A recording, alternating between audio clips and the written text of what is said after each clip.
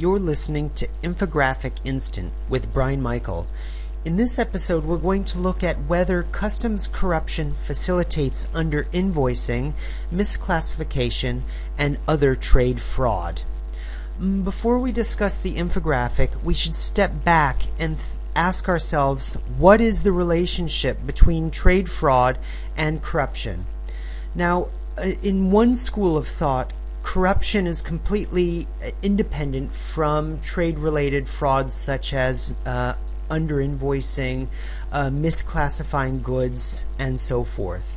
Accordingly, traders will take a risk or look for areas where the probability of inspection is relatively low in order to engage in these kinds of frauds and use corruption, usually if they're caught or for some other reason.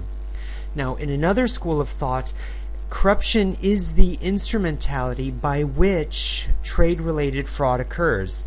So in other words, a trader would under-invoice goods or misclassify them, give the documents to the customs official, and pay a bribe in order to reduce or completely eliminate the possibility of inspection, detection, and the subsequent criminal prosecution.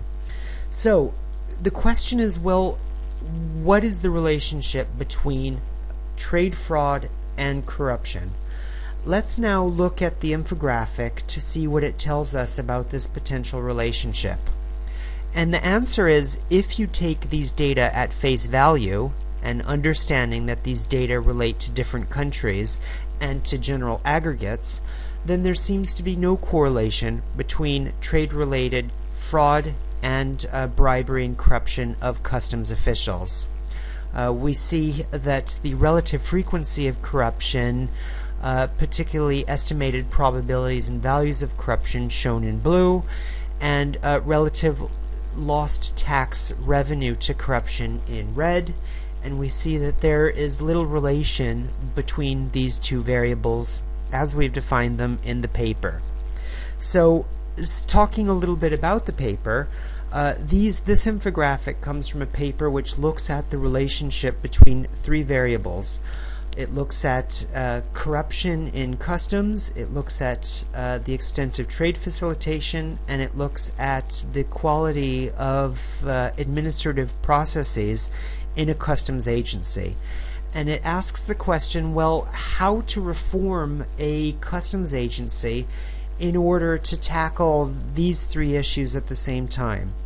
And what the paper suggests is that piecemeal reform is much less likely to succeed than a big bang reform. In other words, the customs director needs to tackle all of these issues at once in a concerted manner in order to reduce corruption, improve efficiency, and facilitate trade. This has been an Infographic Instant with Brian Michael.